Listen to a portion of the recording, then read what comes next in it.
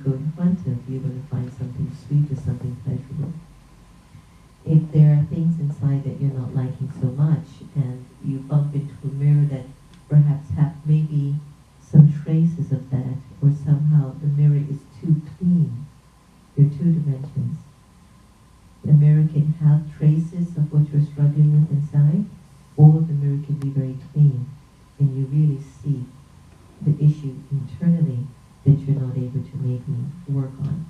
And so it becomes an opportunity that when you go to work, there are mirrors there for you, and you can sort out yourself and fix yourself up if you use it as that opportunity. Wow, that was really inspiring.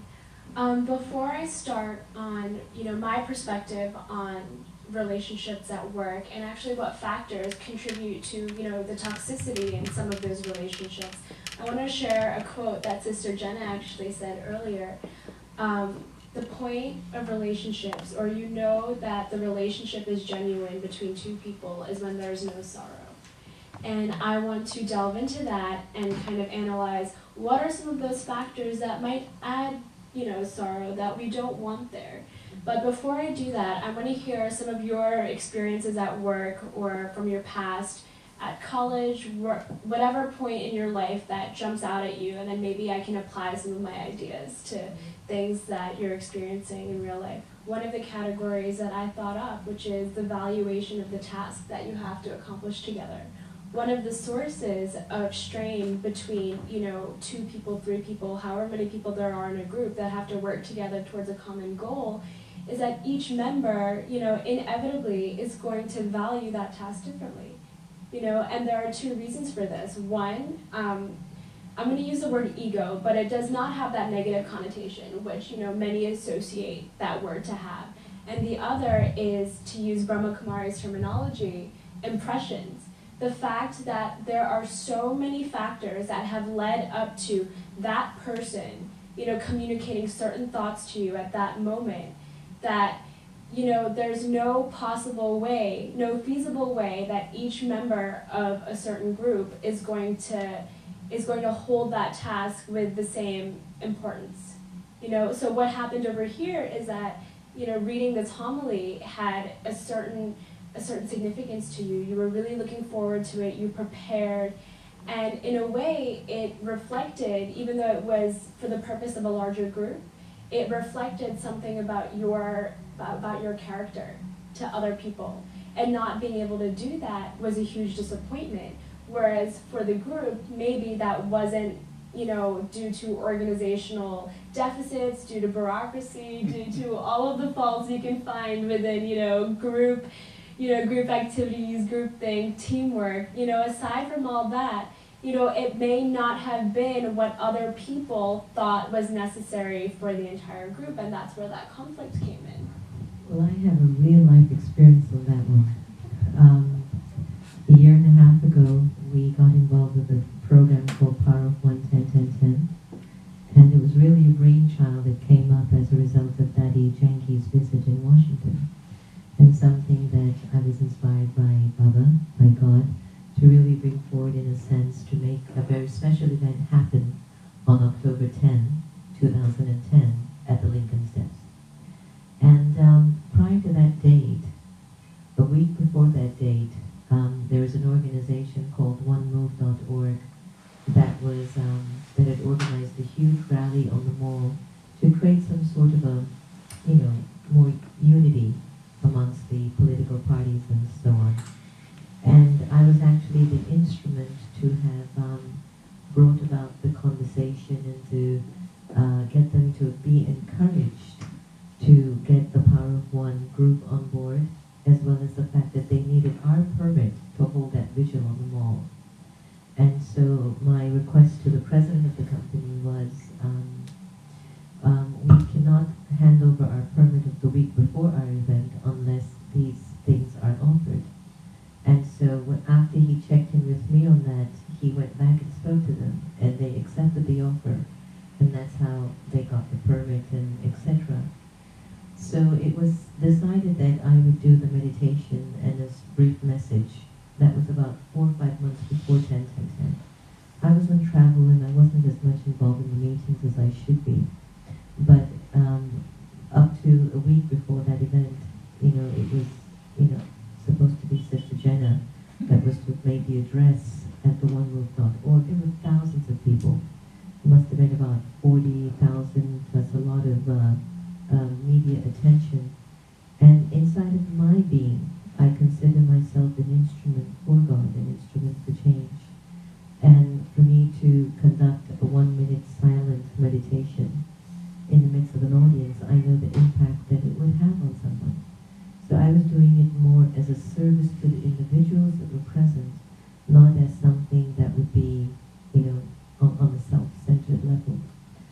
And then the day that I was to have gone to make that, to make that address, somehow I was told, oh, it's not you, it's going to be this person. And I was very much thrown back. Actually, I was quite upset and disappointed about the way that it was handled and the way that it turned out. And on my way to the event, I resigned from the company and I said, that's it. I don't want to be a part of this organization anymore, because I think that it's obvious that the leadership hasn't recognized what my role of responsibility is, what my part is, and I don't think I want to put my energy in this anymore. So it hit me hard, because when you put a year and a half of your energy into anything, you expect an outcome. And especially someone like myself, who am not accustomed to failure, I'm not accustomed to seeing something not work. When I put my energy in something, this was also a very new shift for me. In terms of the relationship with the leadership of the company, I was very much pulled back from wanting to be as open as I'm accustomed to being. But do know that within 7 or 8 months prior to the event, I had the thought to pull out, because I knew this wasn't going to happen. So even my sixth sense kept telling me it's not going to happen. A week before the event, they're going to still keep trying to fine-tune their language before it happens. And everything that I actually saw was going to happen in certain ways actually did. My relationship with the individuals became one in which they were expecting me to respond at a higher level. And I said, I am responding at a higher level. I am pulling out. Because this no longer serves the purpose of the whole. It doesn't serve the purpose of the whole. And I don't want to waste my time on something that doesn't deserve that. I must admit, I was very, very hurt from this experience. But within being hurt in the experience, I learned about the power of humility, the power to put aside a work relation with someone versus just relating to them as a soul. And so there was still a communication with the individuals involved. And I said, it's over, but let's not work together anymore, let's just be friends. And what that did, that created a whole different sense of feeling towards it. There are going to be situations when you're working with a task or working in an office where the visions is just not going to match. And I love that Sakshi was saying is that sometimes individuals who have a bigger picture, they tend to feel more of an investment in the task or in the event or in the agenda, versus somebody who plays a particular role in that, which is a part of the puzzle, not the one who holds the whole puzzle at hand. So you'll find that the person who is involved with making sure all the pieces are together, they have put a lot of investment in their time, thought, vision. Maybe they're coming from another dimension. And when the parties involved to play to support that vision don't understand how big and how important it is, there will always be a strain and conflict in the relationship. Because the vision is important in matching the feeling required to make it happen. That is absolutely true, and I'm so glad that you introduced this perspective, because it's harder to broaden the idea that we each have a personal stake in some common task. That makes us sound very self-centered, very arrogant, very narrow-minded, and it actually doesn't have to be that way. It can simply be that your stake, whether it's for a material gain, you're going to get a promotion, you're going to get, a certain evaluation that will increase your image, your pride, or it can be something as simple as expectations. You have this vision, you have a certain part of you that you've invested in this. Everyone's expectations of the outcome is going to be different. Therefore, everyone's personal reflection in the outcome is going to be different. And therefore, you're going to have conflict when it doesn't match if you don't know how to interact without, bringing that apprehension that your expectation needs to be a certain way, it needs to be met in a certain way. I like that, Sakshi. One of the things that as we grow spiritually, we do let go of expectations. It is important to let go of expectations. When I was about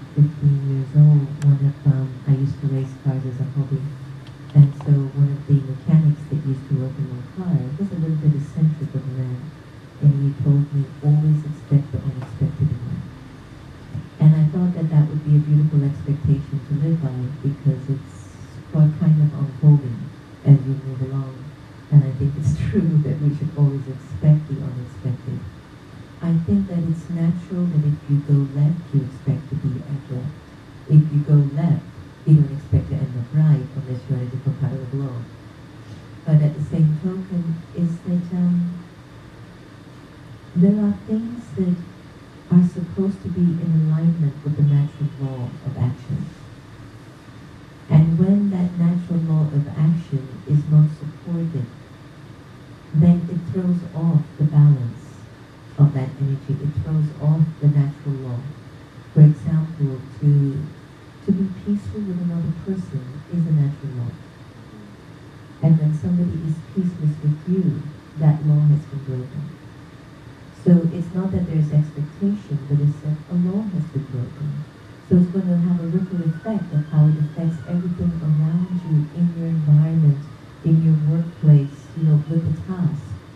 Have you ever been at work where you might be working with upper management or lower management, and somebody comes along and they're just frustrated. They think they can do better. They think that they know more. Or maybe they don't know, but they're afraid to ask you what to do, and so they do what they think they know best. And things just get so absurd that everybody in the space has become infected with the toxicity between the relationship. And nobody likes to work in an environment where there isn't love. Because love is the greatest fuel that creates success in anything that you do. I used to always share about the team that we work with together as a team, that we don't necessarily know what we're doing on the professional level, that the whole world strategizes for months in advance to do something. But predominantly we're driven by the power of love, and that love is what makes things happen. Now, if you have not opened up your heart to love, you're going to need statistics and facts and deadlines and timelines to make everything flow, because you don't know how to flow from the heart. And in the workplace, you have a variety of personalities that function with love, some function with statistics, and both are required, both are needed. It's just that we seem to not accept or recognize that when you go to work, that the people at your work are still your family members. You spend 8 to 10 hours a day with them. They are a part of your family. And to actually have this attitude that this is also a family member that I'm coming to see for 8 hours, there could be a different perspective of the way that you relate to the person rather than a stranger who just has this job or this duty at work. Whether you like them or not, then it's just for 8 hours and you go home to your own issues. But I've observed that at the workplace and in different areas of service or working in a team, we bring to our spaces what's happening inside ourselves. Yes. And I think, to put it just in a context that we're possibly a little bit more familiar with, it makes such a difference, and I know all of you know this, that when you talk to someone with a positive attitude, there's this feedback loop. They're going to reciprocate. If you talk to someone with a negative attitude, they're going to reciprocate. And this is not just in the words you say or, the content of what you communicate. It applies to everything, your body language, scientifically down to the size of your pupils can let someone know how you really feel about them.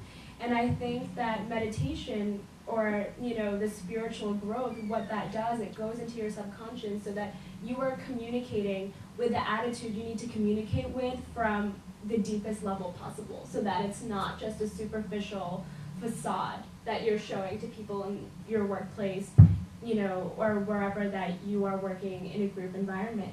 And I think, we were talking about expectations and how expectations is not necessarily a bad thing. You need to be invested in what you love and what you need to do to make a difference. But what can we do so that our expectations don't become toxic? And I think Sister Jenna mentioned a really important point, is to let go of the attachment to your expectations. And I think that's where things become toxic. You become attached to your vision, to your perception, and you become so closed off to the expectations of other members in the groups whose expectations are actually just as valid as yours.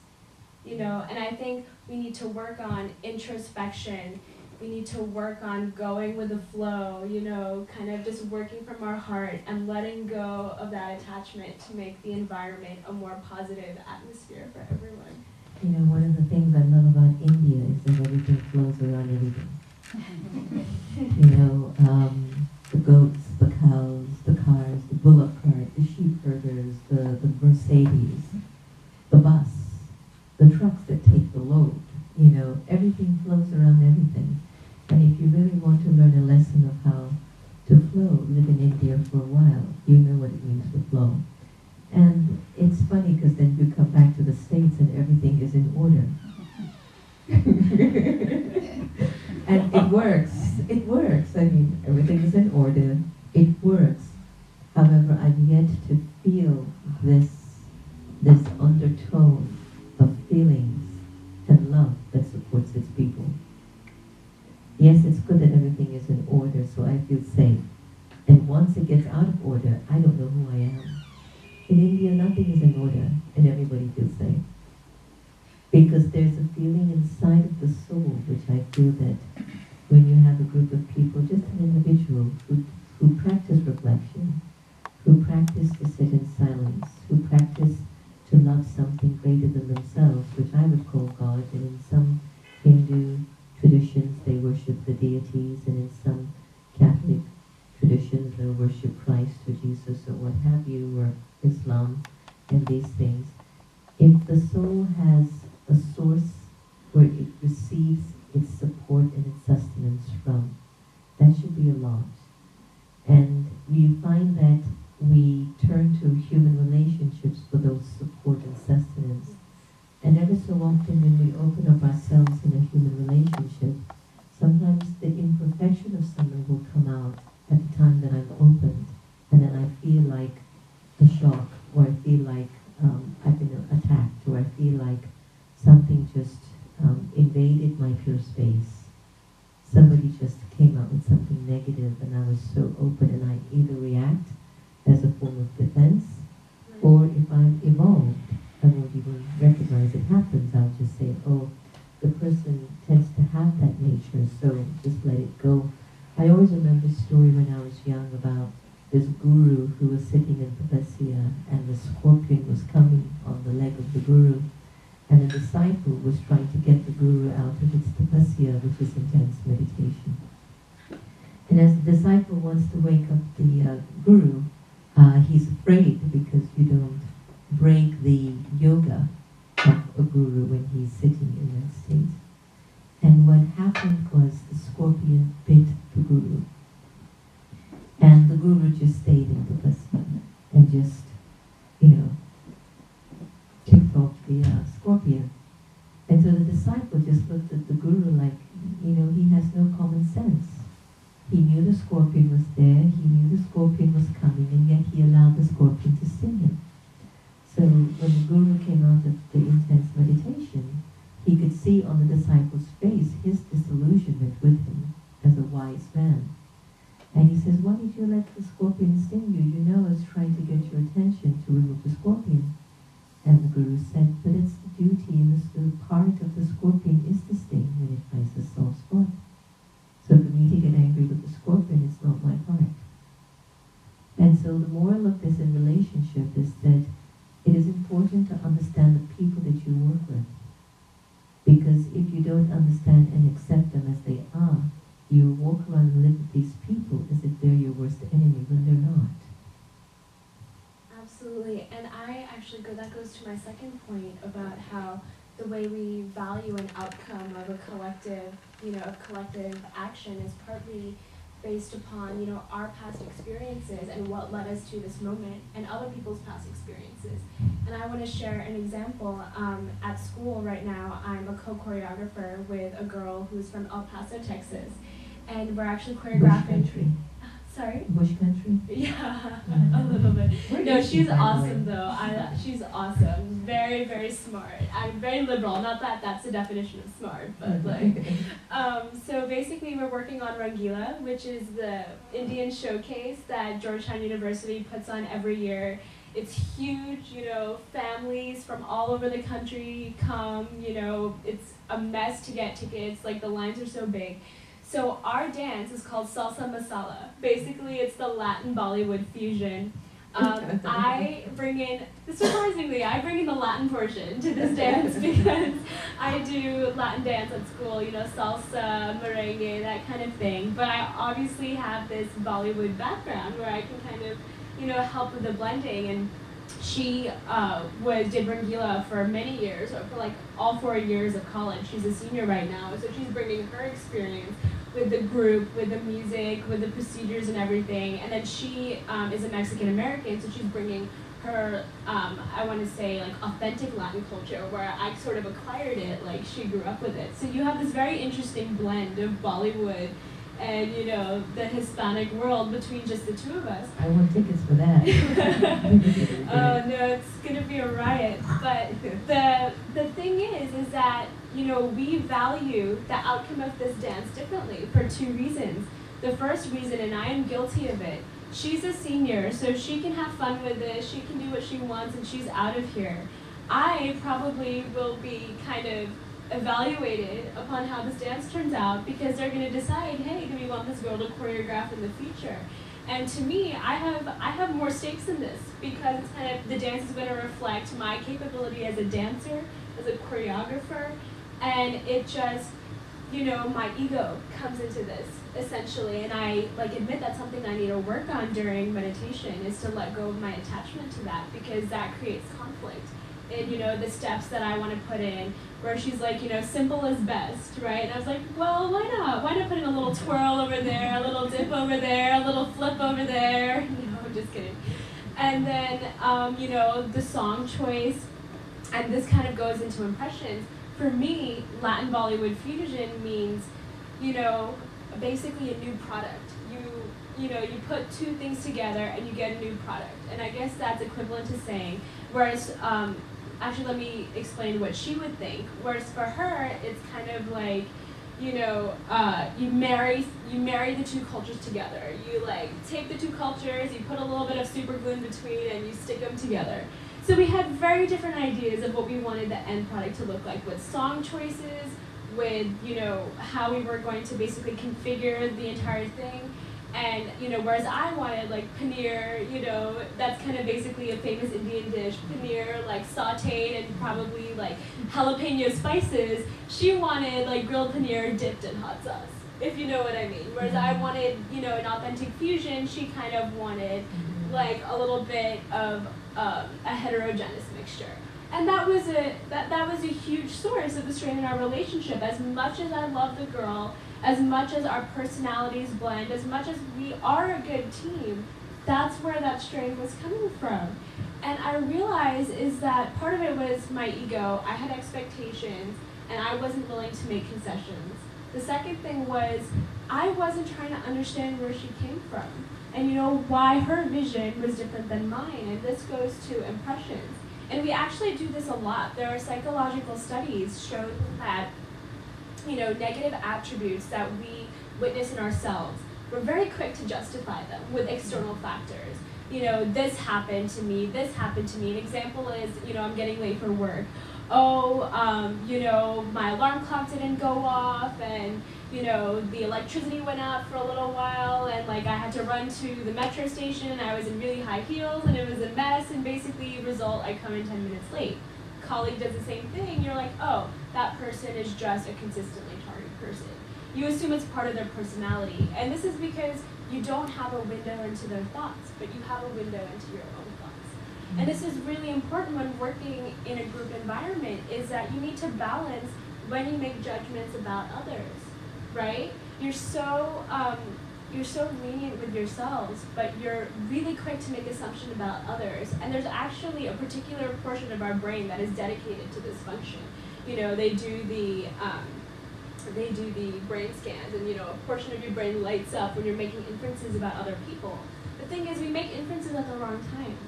We make inferences when, you know, they bring something negative to the table, which in reality we don't know all of the factors that led up to that point. And maybe it's at that time we need to say, look, that person has had so many things leading up to that particular action that I may not have liked, you know, and I can't attribute as to why that person did what they did.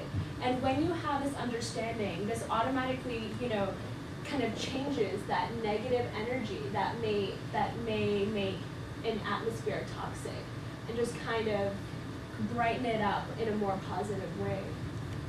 Sachi, thanks for sharing that honest story, because I think on many occasions we bump into differences of opinion in certain things that we do together at work or as a team. There are times, however, that you just have to surrender to it and let it go, because you have to determine what's more important to you, the relationship or the task or the agenda at hand. And in my personal experience, I've realized that I try to choose more often than so the importance of the relationship. And many times with the souls that I work with and the ones who work with me, they don't even know that I've just surrendered and says, look, I don't agree with what you're doing, but for the sake of the relationship, I can see that this person won't bend, so I just let go of what I want. And I've done it many, many, many, many times. Because what's more important is that the person is just not rubbed the wrong way, and that I can still smile and they can still smile with me. They have no idea that that's not the right route I would have gone to. I think that when there is development on the self, we have the courage to let go. But when there has not been an internal development of the self, and the identification of the self is based on the outcome of what I do, then it can be very, very challenging to let go of something that you might find important to you, and you would even think that this relationship is not as important as this task to me. And a lot of our identification can come from what we do and the title that we own. I've seen a situation that I've been in for perhaps maybe about 19 years or 18 years with someone where since I came on the scene, there has been always this young energy, and this young energy tends to be very creative, very open, very much let's go for it, you know, God has come, it's time to reveal this to the world, just become peaceful and happy and start to do good, let go of your attachments, this is how we can do it. And I had encountered one or two people who I had to serve alongside with, where every time I would go, there would be a strain, there would be a no, you can't do that, no, not that way. And they were always willing to do something in a particular way that I just don't know how to do it, but I conformed to them because they were on the job longer than I was on the job. And the reason why I conformed to them is that I did it to observe what I can learn. Yeah. And this was in my early days. And so I used to observe and learn because I knew they wouldn't be where they are if they weren't doing something right. So in my observing, I was looking for the things that I could capture for myself, which would be important for me. And as I've moved along and grown over the years, there's still a strain, but the strain is not as intense as it used to be when I was younger. You will bump into jealousies, you will bump into people who are competing with you, you will bump into the fact that souls don't see eye to eye with you. You will bump into these things. And at the end of the journey, it's not about them. It's about why you're feeling the way that you're feeling. They're a mirror for you. As I started out, the sharing tonight is that when you step into work, you step into a house of mirrors. Fix yourself. Yeah.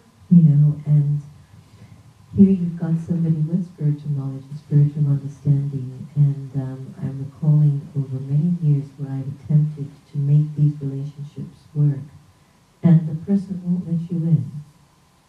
There's also two sides. Perhaps my power of love hasn't increased to such an extent that it breaks down your wall. That's my homework I have to do on myself. But I've also intellectually, emotionally, and physically made the proper moves that would allow the person to let you in, but they have not decided to do that.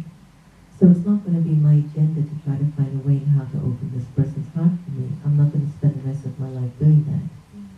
I'm going to continue doing what I'm good at and what God tells me to do. And in time,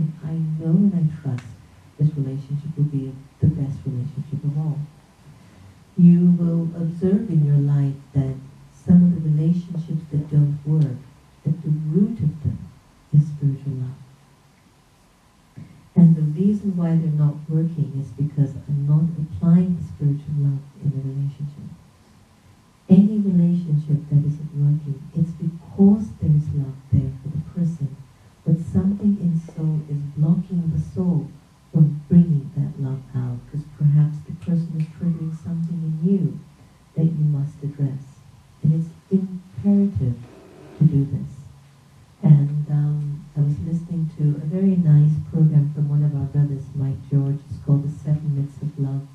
And Santosh was telling me about it. And what he was saying is, it's a very interesting energy that you learn from a child, because let's say, for example, a child is given a toy by its parent, and then, or a big person. Then this big person steps on the child, the toy, and ruins it. Then you might grow up thinking that big people take away the things that make you happy. So where there's any image or any person who represents an authority to you, you need to check in your past where somebody who was an authority for you gave you sorrow. And whenever you're with that person in a position of authority, they trigger that in you, realizing that I can't trust this person because it's coming from something of your past as a child or in a previous lifetime where somebody in a position of authority perhaps took away an innocence in you which broke your trust in believing that anyone who has power over you can be trusted.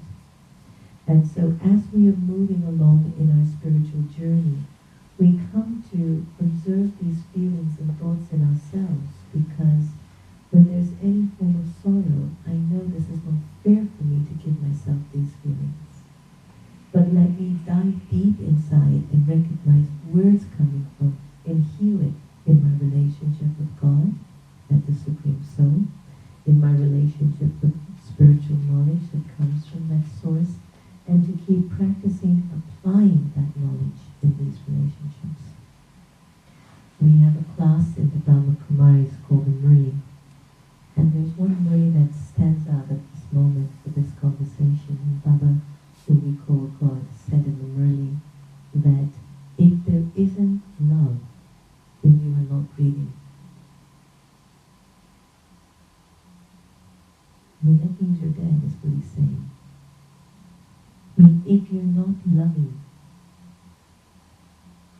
then you're not alive. And it makes a lot of sense, because when you have a relationship where there is a strain, how do you feel? Do you feel like this is the way you should be living your life? And you find that the only thing that's required to make that relationship work better is just to embrace the person, to appreciate the things that the person has done or contributed, perhaps in your life or in the life of someone else, or just to see the qualities of the person and relate only to that. Because it's not fair to me to stop loving anyone because this is something not working with this person, So it is a personal agenda, it's a personal effort on the self. And I really love that point with Mike, because when I'm driving fast, which I do on occasion, if I ever see a cop, I immediately slow down. And I remembered once when I was driving really fast, this is a naughty story, but I come from the center in Virginia here in the mornings at 6, and I was just having a ball. It was like, I won't tell you how fast I was going, but this old sanskars of racing is still inside of this little yogi. And this cop picked me up at the bottom of split of 270 and 495 coming in here. And I saw him coming down on me. And as a race car driver, we kind of know the techniques of how to do things. So you never touch your brake when you're speeding. Oh, I know that. But you gently pull up your emergency brake and slow the car down, but very slowly. So I'm sure he saw that I was going fast, but he noticed I didn't put my brakes on. So I just gently go, uh-oh. So by the time that he came around, I was going 62, 63, and he looked at me and I went, hi, next to him in the car. And because as he comes closer, he should see that I should be clocking at least 85 or so, because that's how fast I was going. But when he finally came down on me, he saw I was going his speed, 62, 63. But the moral of the story is this. The moral of the story is that whenever there is an image of authority in your life, you start to do the right thing. And when you don't want to do the right thing with that personality of authority, you rebel. I don't want to do the right thing. So you rebel and you react to that authority because that authority triggers too much stuff inside of you. And I've seen this again and again in my life. And I've even seen where I have many authorities in my yogi life because there are many senior yogis on top of me that I have to answer to. And when I go in front of them, there's some that I just feel, wow, let's just flow. Yes, Daddy pulls my ear all the time, and I'm still in front of her, and I don't care being pulled ear, because I know that whatever she tells me is for my benefit. And then there's one of my immediate ones that whenever I go in front of her, she sits quietly and she looks, and I can feel like, am I doing something wrong? And just the way that she is makes me keep checking myself, like, am I doing something wrong? I don't always feel like an open bird when I'm in front of her. I feel like I'm on guard and I'm official with her. Is it a good thing? Is it a bad thing? No, I think it's the role that she's playing for me. I need someone who's a police officer, because I'll just keep driving fast. I need somebody who can stop me in my path and make me think. And I need an authority figure who I can go to and just be whatever I want to be, and I feel loving. I need both of them. That's why we have a mother and a father. There's one that nurtures you, and there's one that disciplines you to keep you on the straight and narrow. To love one more than the less is to have an imbalance. Because both are required. We talked about how when you kind of understand, where other people are coming from, you're kind of working to build that positive environment. But you may think, hey, if everyone in the workplace or the group isn't doing that, that's not a fair playing field anymore. And the second point to that is that, what they're doing is of no concern to you, in the sense that you only have control over yourself. So a lot of people, mention how bureaucratic politics is a zero-sum game. There's bargaining, there's negotiating, one person wins, one person loses. And you know what? To kind of rephrase a political scientist named Alexander Wendt, the system is what you make of it. It doesn't have to be a zero-sum game. It can be a positive-sum system in which what you have to do is work on yourself. What you have to do is make those concessions without thinking about them as concessions. What you have to do is tackle your impressions that you have. All of these habits, all of these, preconceived ideas of what you think, authority should be, of what you think your role should be in answering to authority, in answering to your peers. And what you need to do is you need to look inside yourself like you did, with that course on forgiveness, and just kind of get past that conscious, superficial layer in which you think you can make change and penetrate that. And if you do that, it actually becomes a positive-sum game, because what you do really does affect how other people respond to this change in you. It does. A friend of mine who was the senior advisor at the World Bank had written a book called The Soul of the Corporate, the soul of the corporate world.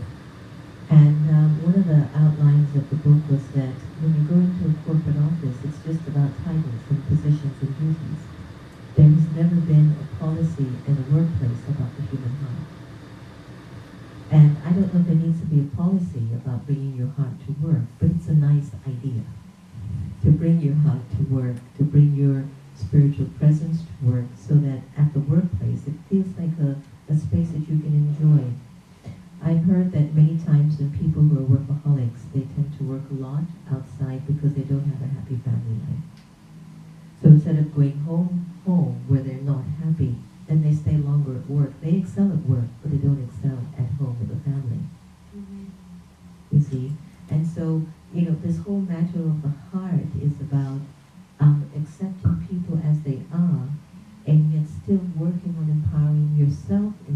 because we still are not supposed to be affected by people's attitudes.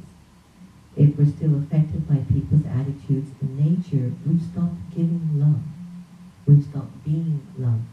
We've stopped being spiritual. I will tell you like a parent would. If a child is not, fessing up to being the kind of child that you have put your values and time and energy in that child, it's natural for you to sometimes take a stern position, signaling to the child, look, this has to change.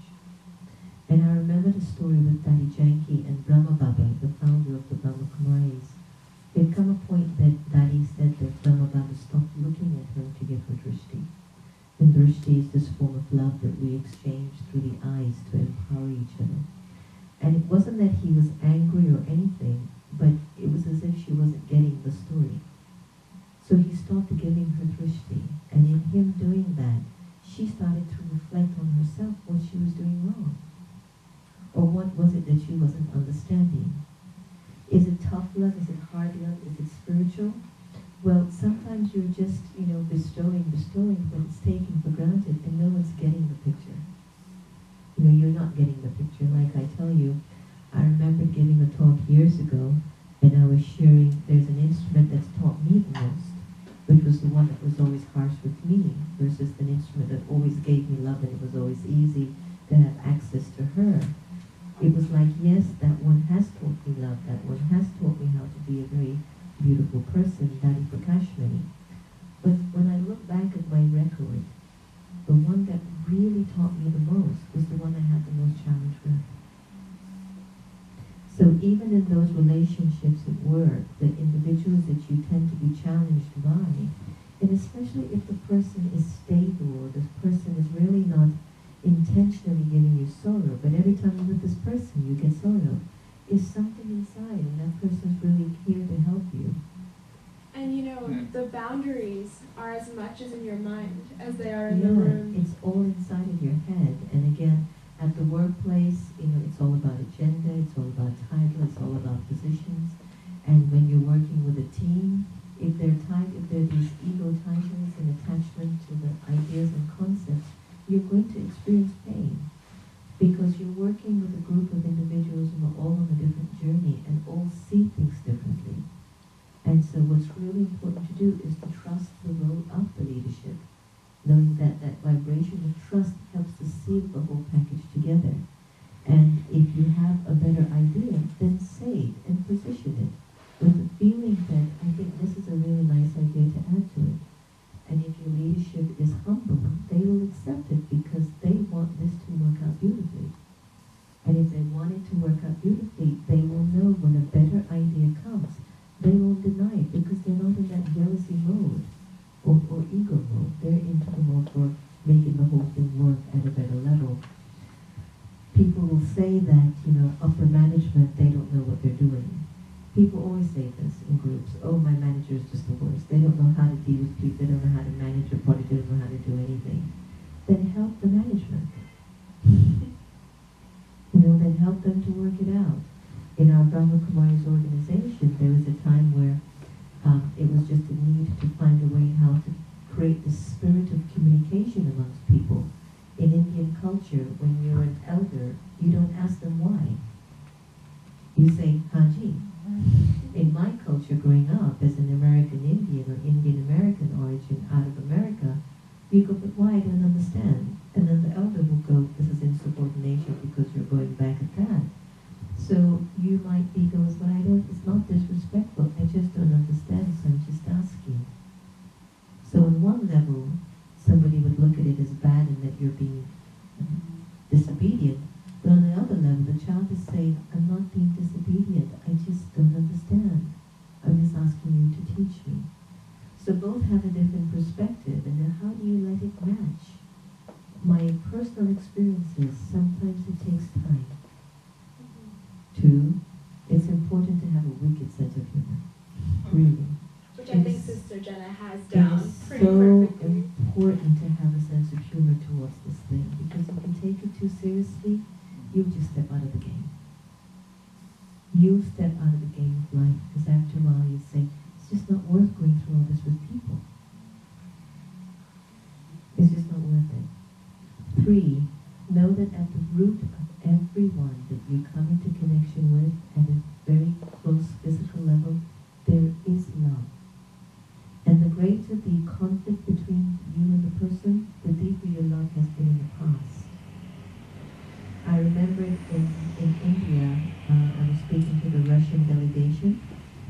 just having a little chit-chat amongst each other. We were talking about America and Russia. So I'm the head here, and she was the head in Russia.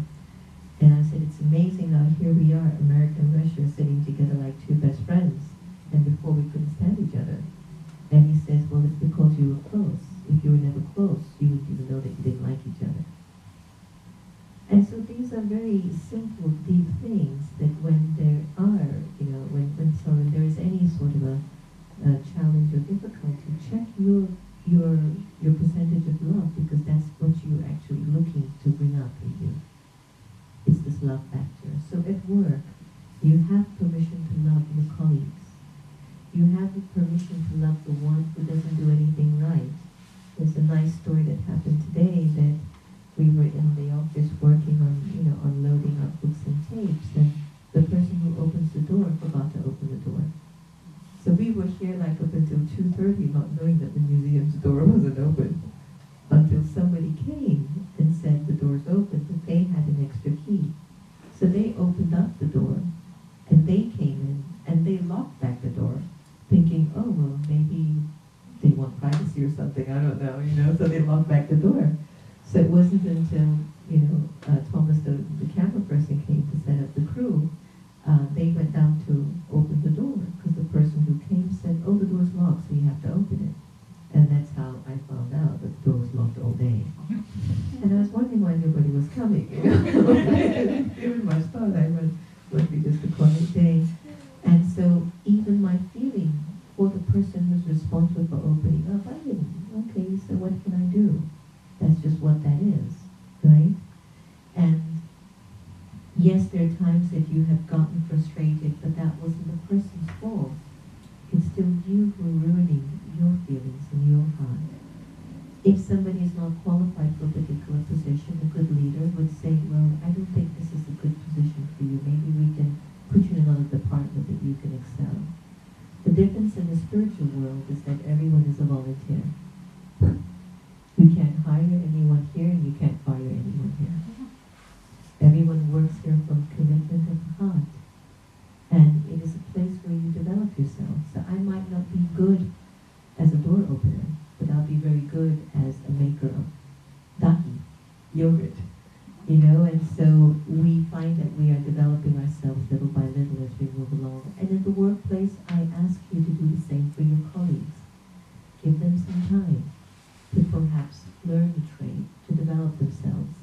The managers need time to gain experience how to deal with people and how to deal with their assignment. You don't know what they're going through at the top level. You don't know what they're going through at the bottom level. And you don't know what they're going through at home in their personal lives. So understanding and acceptance of each other is a very important tool to forge spiritual relationships at the workplace. And so these are my thoughts and ideas to offer to you tonight. And hopefully when you're at work or you're working with a team of people, some of these things can be applied at some point or the other. So thank you very much. Thank you for listening also. Thank you, Sachi. You did a wonderful job. Give her